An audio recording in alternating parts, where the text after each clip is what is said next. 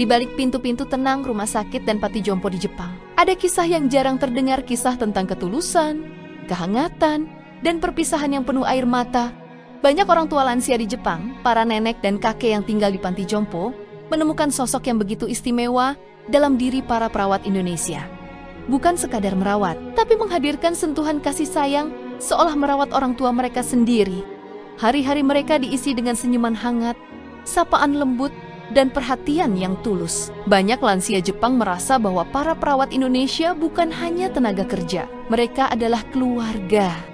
Namun, waktu tidak selalu berjalan sesuai harapan. Ada masa ketika seorang perawat Indonesia harus berhenti bekerja, kembali ke Indonesia, atau berpindah tempat, dan disinilah kisah haru itu terjadi.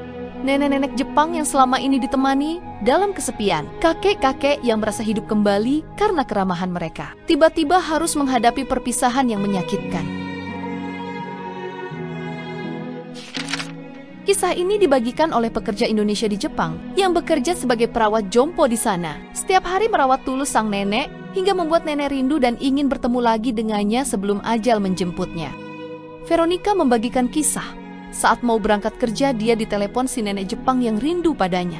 Siapa sangka, si nenek selalu menyimpan hadiah gantungan kunci pemberian perawat Indonesia itu. Dia bilang entah kenapa selalu teringat akan Vero-chan dan terima kasih atas gantungan kunci itu selalu nenek simpan. Mainichi moteru no? Moteku. いっぱいつけてもらったのも大事に思い出してるよ。本当、ありがとう。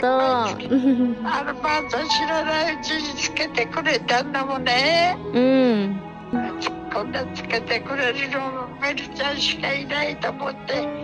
ありがとね、ありがとねって言ってるんだ。大事にしてるよ。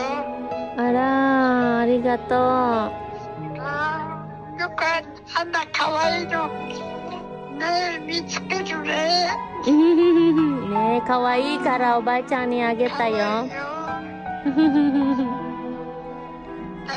大事にしてる。ありがとうね。ベルちゃんいたら。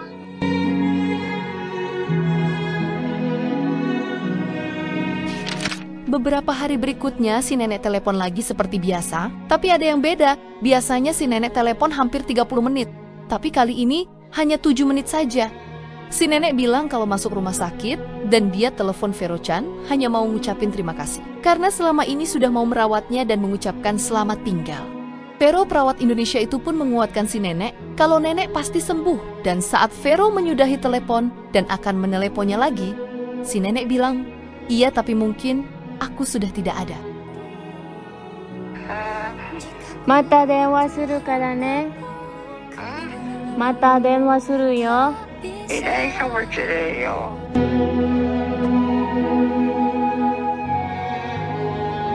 いや、ダメだよ、おばあちゃん頑張ってよ。またね。またね。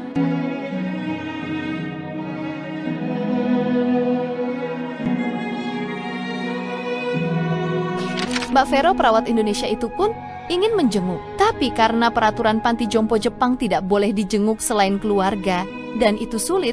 Namun karena nenek ternyata berada di rumah sakit, dia pun mengayuh sepedanya menempuh jarak waktu 30 menit demi menjenguk si nenek. Beruntungnya di rumah sakit dia diizinkan masuk melihat keadaan nenek Jepang itu. Betapa kagetnya si nenek melihat Mbak Vero datang dan langsung nangis ingin meluk Mbak Vero.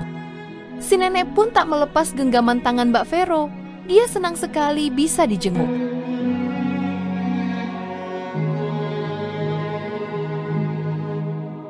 Mbak Vero juga memberikan gantungan kunci boneka mainan anaknya Mbak Vero. Karena si nenek sering nanya anaknya Mbak Vero yang masih balita. Video ini salah satu bukti kalau pekerja Indonesia, khususnya perawat Indonesia di Jepang, benar-benar tulus merawat kakek dan nenek di panti jompo. Bukan hanya sekedar tanggung jawab kerja saja, tapi ikatan batin antara si perawat dan pasien, seperti nenek dan Mbak Vero ini terjadi. Karena adanya rasa tulus dan ikhlas dalam merawat seperti orang tua sendiri.